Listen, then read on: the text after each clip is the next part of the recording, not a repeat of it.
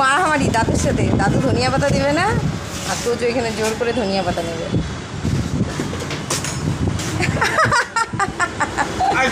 ওই দেখো দুজনই মিলে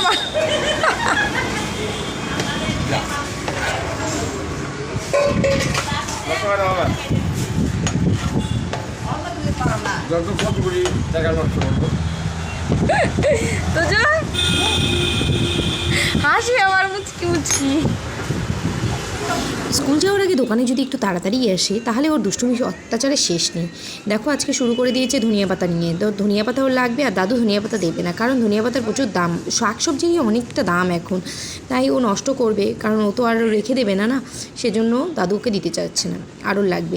আর দোকানে এলে সব থেকে বড়ো ওর ভয়ে সবাই টুথপিকগুলো লুকিয়ে রাখে, কারণ ও টুথপিক নিয়ে সবাইকে গুঁতো দেয়, সেজন্য টুথপিকগুলো সবাই সরিয়ে রাখে আগেই, ও আসার আগে। জানি সোম থেকে শুক্র আমার ওর স্কুল আছে, স্কুলের জন্য সেখানে যাওয়া, তারপর আমি সেখানে যাই, দোকান থেকে স্কুল হয়ে যাই। তো ও দোকানে তো গেলেই ব্যাস শুরু হয়ে যায় ওর দুষ্টুমিরও শেষ নেই। দেখো ওর কথা শোনো, তোমরা নিজেরাই দেখছো কেমন দুষ্টুমি করে ও। এখন ধনিয়া পাতাগুলো দিয়েও চাটনি বানাবে, আর চাটনি বানিয়ে ও দাদুকে খাওয়াবে, কারণ ওর দাদু নাকি চাটনি খেতে খুব ভালোবাসে। তোমরাই বলো কেমন দুষ্টুমি করে ও।